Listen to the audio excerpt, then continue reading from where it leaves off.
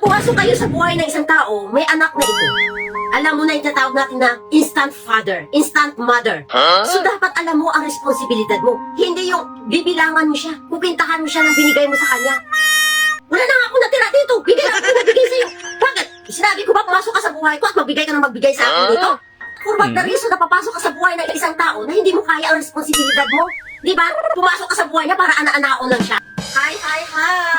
Halimbawa, mayroon na tayong partner sa buhay, may kalipin partner na tayo, magbibigay man tayo ng salapi, hindi ka man niya masuklian ng salapi, pero tandaan mo, yung future niyo, yung future na tinatawag, yung pagtanda natin dito sa mundo. Wow. Mga kabis, pagdating ng panahon na tayo ay mayroong mga dinadamdam na sa ating mga kalusugan, sa ating sarili, sa ating katawan, mga kabilas. Kasi hindi naman lahat ng panahon maganda ang pangangatawan natin. Ang iba kasi, nag-aalanganin. Yes, of course, naintindihan natin na mag-aalanganin sila, lalo na kapag hindi sila kasal dalawa, mga kabilas. Maintindihan natin yun. Kung hindi ka lang naman pala sigurado, bakit mo pa ipagpapatuloy ang pagsasama mo sa kanya?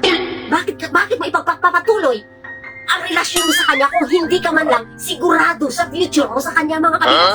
Di ba? Simple lang eh.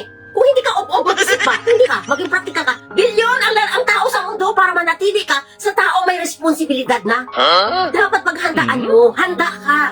Pumili ka ng isang tao na makakasama mo sa buhay mo. Dapat handa ka, ready ka na sa lahat ng consequence na mangyayari sa iyo. Alam niyo sa totoo lang, kapag naghanap tayo ng taong makakasama, parang ano lang yan, mga kabilas, para lang tayo nagninegosyo na may loss or win. Panalo ka kung makakasama mo siya habang buhay dito sa mundo na aalagaan ka. Lahat ng ginagawa natin dito sa ibabaw ng mundo, mga kabilas, para itong isang laro. May panalo, may pagtatalo. Yun ang dapat natin paghandaan sa ating sarili. Hindi habang buhay na success tayo, hindi habang buhay na may pera tayo, hindi sa lahat ng pagkakataon maganda ang pangangatawan natin dito. Kaya bago ka maghanap ng isang tao makakasama mo sa buhay mo, hanapin mo yung tao, responsable ito. May pira man sa wala, magkasakit ka man sa hindi, mamahalin ka niya, aalagaan ka niya, sasamahan ka niya sa hirap at ginhawa, kasal man kayo o hindi.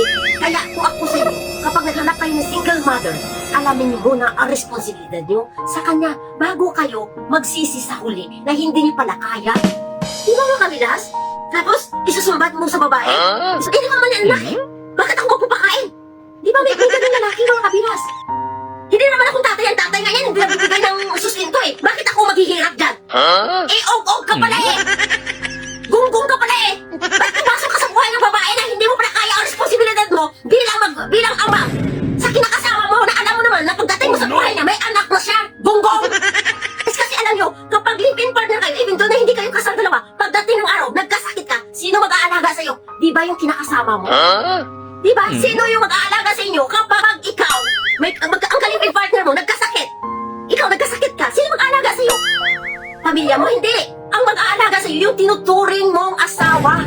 Tinuturing mong pamilya, yun ang mag-aalaga sa'yo kapag ikaw nasa tabi na. Kaya dapat, huwag mo siyang pagdamutan. Kasi pagdating ng panahon, kapag dinamutan mo siya, baka sipa-sipain ka na lang sa gilid niya.